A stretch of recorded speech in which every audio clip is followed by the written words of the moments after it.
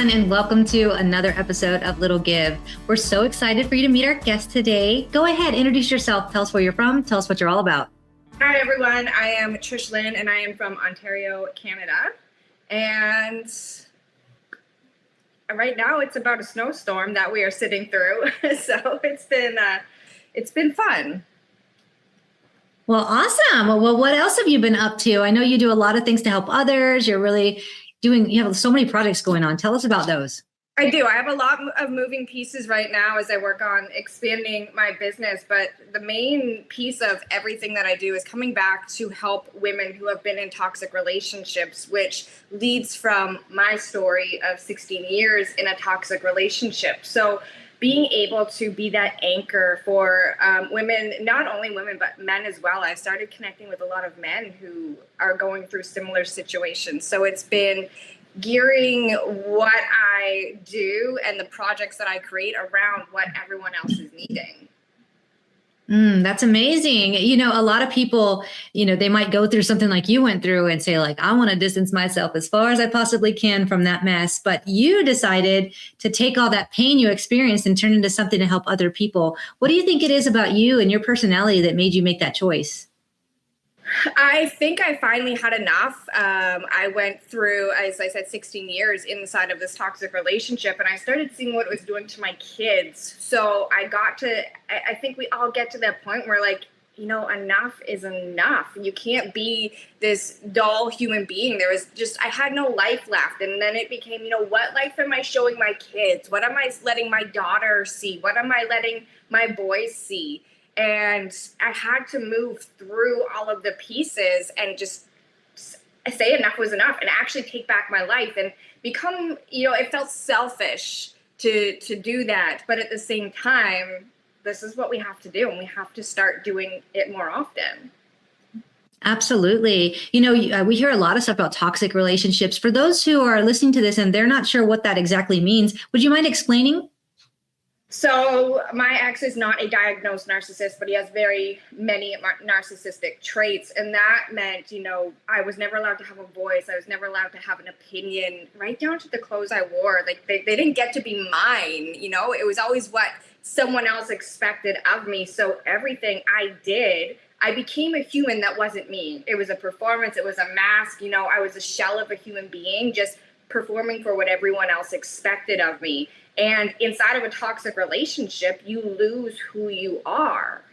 You're no longer the person you were because you have to put on this mask to keep the peace, to, keep from not setting off an explosion or a fight. So you become someone else. And it happens with the narcissist. It happens so slowly, you don't even recognize it happening. So for anyone who thinks, maybe I'm in a toxic relationship or it's not healthy, if your needs are not being met and you are not the person that you could be and or were, start looking for some signs. Absolutely. Wow, that's great advice. I myself, I was in a domestic violence relationship for almost 10 years. And it was just like what you said, so many times to put on that smile and be somebody else and just push away the pain and show up in different ways. And it's very, very difficult. So I'm glad that you're out there helping others. Tell us a bit about what you offer that can really help people kind of grow through getting out of those relationships or moving on from them. So my work really touches the depths of who you are as a person so that you get to become the version of yourself that you want to be. Often when you're in a toxic relationship, you are financially dependent on the other person, and you lose all your sense of safety and security. And in that, at the same time, your nervous system goes into survival mode. So I take the depths of, what personal development is all about and actually help you become that version of yourself who gets to feel safe in all of the things. So we look at your identity, your mindset, and your nervous system healing, because that's the base of anything you do in life as an entrepreneur. Even working a 9 to 5 can feel, painful. Actually having to get up and go to that job every day when you've been in that toxic relationship, because it's a dread. You dread getting up and going in. You don't know what to expect. So your body's always wound tight. Well, my work helps release that so you get to actually do the things that you want to do and be happy doing the things that you want to do. Is that kind of like anxiety? Is that kind of tied in there as well with the nervous system and all the things you're referring to? For everyone, it presents differently. So like for me, I had severe anxiety and panic attacks would come out of nowhere. So it's learning how to handle your thoughts and the thoughts that come up and recognize, hey, like there is actually no immediate danger. I am safe. And then you get to expand, as an entrepreneur in the online space, there's so many thoughts that come in and your nervous system just closes you off. So it's being able to actually relax into, there's nothing that's going to hurt me right now. I am safe. Everything around me is safe. But something as simple as driving to work can trigger a panic attack in some women because there's thoughts that you don't even know surface that are just reliving your past. And next thing you know, you're wound up and you're at work and you don't know what to do.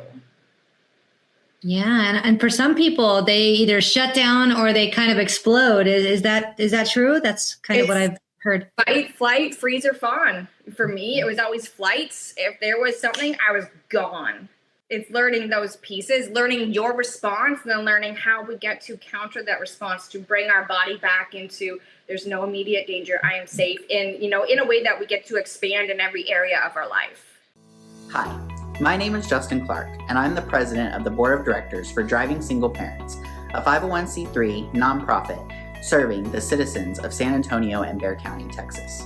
I'm here today to tell you a little bit about the great work that our organization is doing for the citizens of San Antonio. What you're about to see is just a few photos and videos of the way that we're changing lives for single parents in and around San Antonio, Texas. Our first giveaway took place in April of 2017, just one short month after the formation of our organization. John, a Bexar County resident, was the victim of a horrible drunk driver incident. He and his daughter survived the crash, and we were so proud to give our first car to this deserving family. Fast forward to 2020, a very difficult year for nonprofits. We were able to secure 4 vehicles for single parents in need. Our organization, including our board of directors, list of partners, and portfolio of people we've been able to help in San Antonio, continues to grow, and it's all thanks to donors and local community organizations that have helped us along the way. This giveaway took place in 2021 and shows that we continue to help single parents even after the struggles brought about by COVID-19. Because of limited funds and the overwhelming need, we at Driving Single Parents are incredibly selective with the people we help. Some are victims of domestic violence. Others had a spouse pass away tragically or otherwise fell on hard times. These single parents show adversity in the face of challenge and aren't looking for a handout.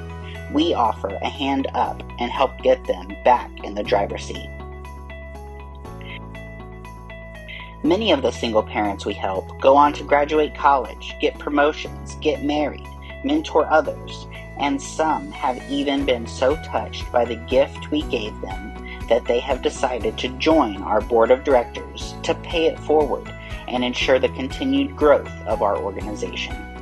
If you would like to help our organization continue to grow and continue to help single parents in need in San Antonio, Texas, and Bexar County, Texas, we would really appreciate your support. Please visit us online at www.drivingsingleparents.org. Thank you. Yeah, wow, that's deep work because it seems like so simple when you say it, right? But it's not that easy, right? And for someone who's used to being in that pattern for long periods of time, I'm sure that it would take some time to get through that. Is that something you've experienced with your clients?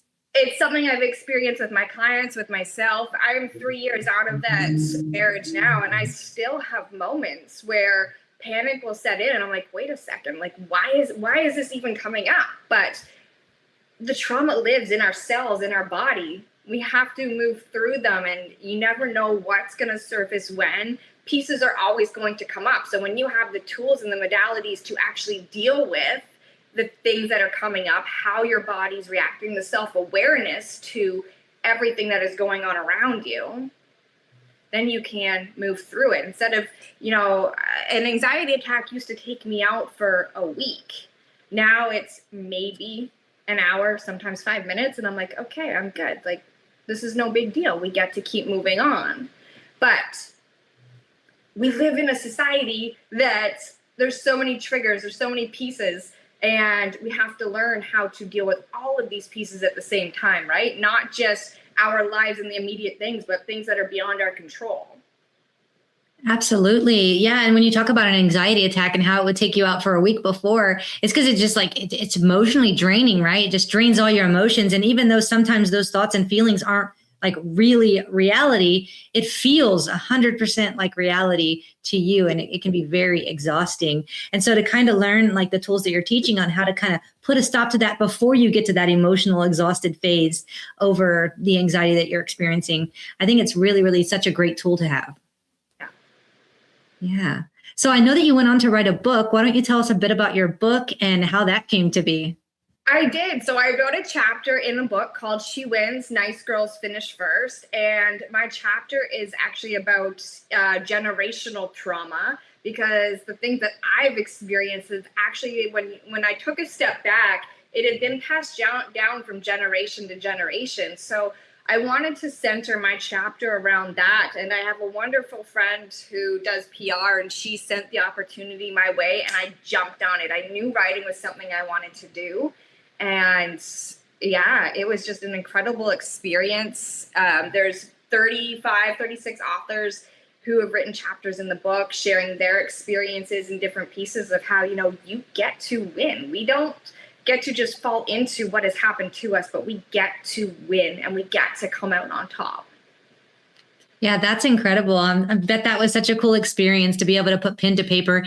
Whenever you were doing that, did you find like it's kind of like therapy, sort of, the writing process? Yes, writing for me. So I have a background in content marketing as well. And writing for me has always been therapy and just being able to get my thoughts out. Sometimes I'm like, this doesn't even make sense, but it's here. I've got to write it out, make sense of it. So it just helps. Again, it's another piece of getting it out of your body and out of your mind. Mm-hmm. Because we hold on to that trauma. We hold on to all of these pieces, and they literally suck the life out of us, right? So when we get to move through these pieces and release that stale energy from the cells of our body, from our mind, we get to start actually glowing. We get to take our life back. We get to actually do the things that we want to do, set the goals, achieve the goals, all of the things that we want to do. We get to do these things. Oh, I think that's so incredible. And I agree. The writing process can really help, because sometimes you get thoughts in your mind and they just kind of swirl around in there. And if you just put pen to paper and write them out, you're like acknowledging your brain, like, I hear you. And then sometimes it gives you like this release. And then it's like, okay, now your brain can move on to step 2, and stop focusing just on that step 1 swirl. So I think that writing can be very, very therapeutic. So what's next for you? What happened next? So you write the book, you have this great experience, then what? So I am in the process of just expanding my work and the work that I get to do, looking for stages to speak on and just be able to share not only my experiences, but how I can support women in a bigger scale and write my own solo book. The solo book's going to come out. Okay, that sounds fun. Yeah, it's been in the back of my mind for a while now. So I'm like, okay, it's time for it to come out. I know I want it to come out. I'm ready for it to come out. So how can we take this to that next level? And what does that look like? So I've been sitting in that energy and that frequency and, putting all of my own practices into play, because like I said, with each new piece, there's always pieces that are going to come up and be like, well, who are you to do this? Or, why should you do this? Why is anyone going to read your book? Who would want to actually read something that you wrote? All of the little pieces that come up, especially when, for so long, I wasn't allowed to have a voice. So now I'm just like, let's shout it off the rooftops. I get to actually say these things and share what I want to say. Hi, my name is Andrew Fraley, and I believe that sometimes we all need a little bit of help. If you're in the San Antonio community and you need some legal help, call me at 210-725-4658. Absolutely. And that's your story, and you should share it. And so many people will be able to relate and really grasp onto that. I know the other side of that is also thinking like, how is this going to be received? How will my story be received? And then I know when I wrote my solo book, it was a lot of thinking through of, like, okay, I don't want to be triggering, but I want to be like share my story, but I also want to make sure it's received in a way that doesn't, isn't too dramatic, So it's all those thoughts that go through your mind. But the cool thing about it is when it's done and it's finished and it's something you're just so, so proud of. And I know you've already felt that with your first book.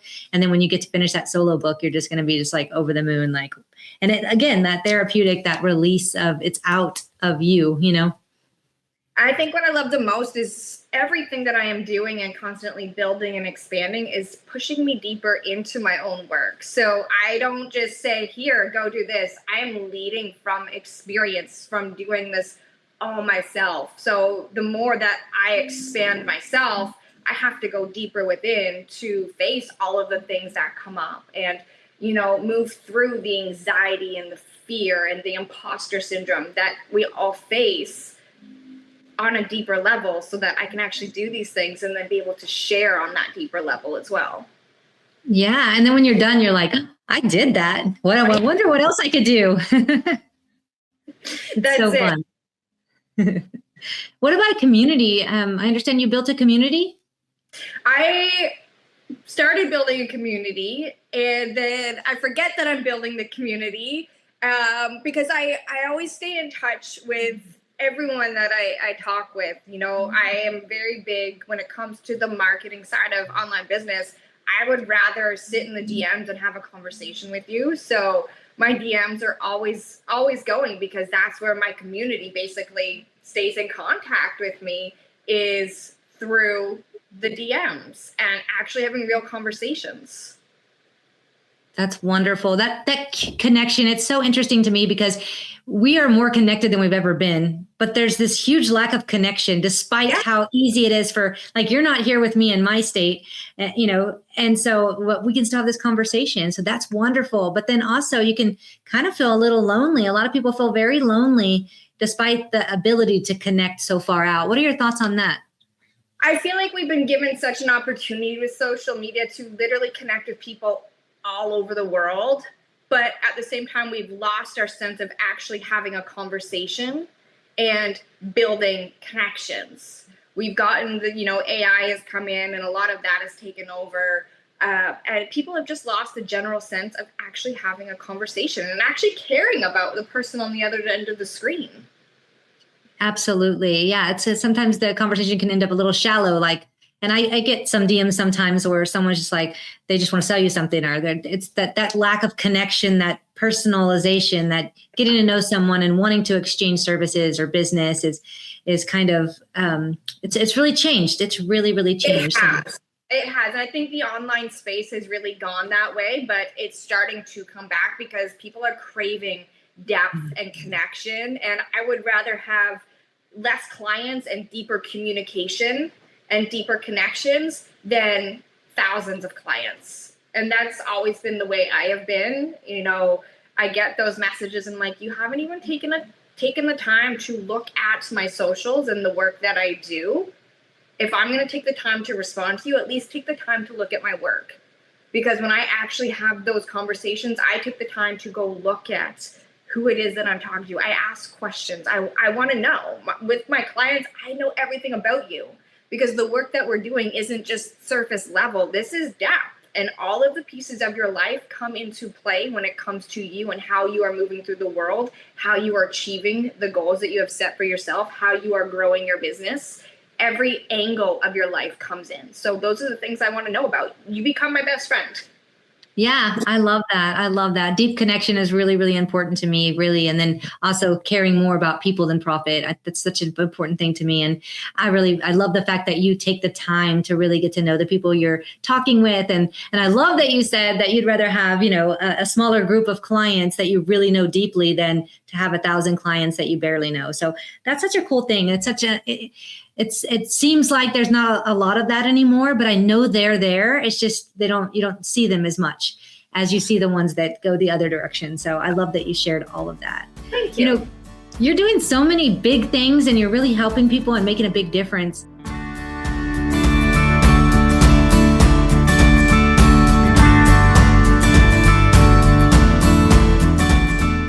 Why don't you tell the audience about a little thing that they could do in their community that might just be a little give on their end, but might make a big impact on the other side?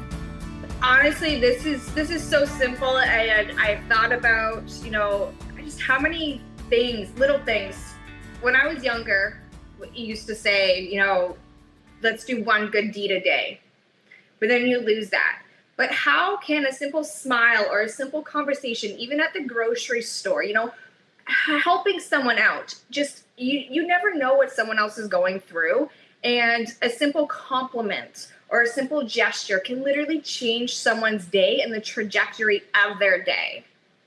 And it's so simple and so easy. Yet we are now in a society where we forget that something so simple, a smile, a hello, a good morning, can literally change someone's whole day.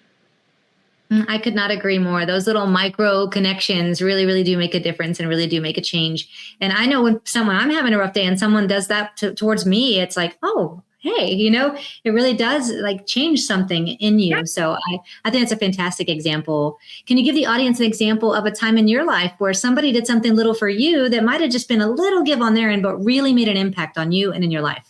It was exactly that. It was a simple compliment on the sweater I was wearing. I was picking up my kids from school, and one of the moms looked at me and she said, "That color looks really good on you." And it was something so simple. And I had been, we all have our days, our up and downs, and I had feeling, a little bit down that day. And that whole compliment just completely changed the rest of my day, the rest of the evening with my kids. And it was something, again, so simple. Oh, what a great example. And I bet you now when you put that shirt on, you're like, this color looks good on me. See, it keeps giving. It's the little things that you don't even realize can just shift someone's energy and their energetic state. And they could be having that really bad day. And one simple hello, one of my favorite things to do is, walking through the grocery store, you see a lot of older people who are walking through doing their groceries and everything. And just, they look up and they're looking for someone to just, that gesture, and it makes their day. So true. Yep. They're looking around for that connection, Yeah. Yeah, I love that. Well, what about nonprofits? Are there any nonprofits you're excited about? So there is one that's in town that is near and dear to my heart, Cornerstone.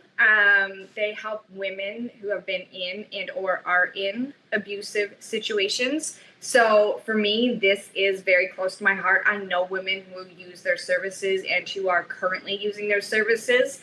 And it's just a place, when I first got out of my relationship, my goals, and one of my goals is to still build a place for women who have been in toxic relationships to come together. So Cornerstones is a place for women to come together and support each other and get the support that they need.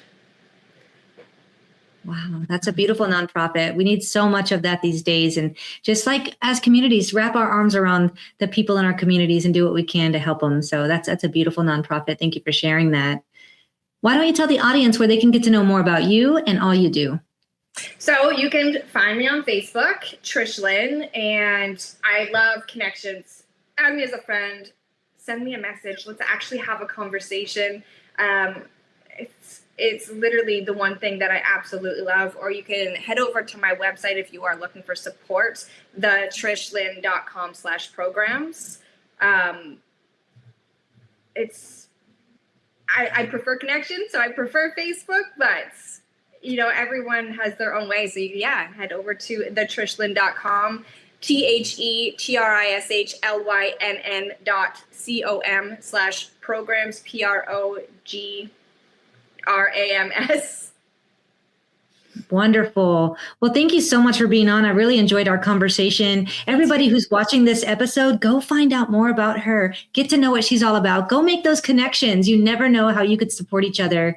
Also, if you are passionate about that nonprofit, go to their website, find out more. And if it's something that you really would like to contribute to, go make a donation. $1 or $5 multiplied by all of you watching today make a huge impact to these nonprofits. So thank you all so much for watching. And thank you, Trish, for being on. And we'll see you all next week.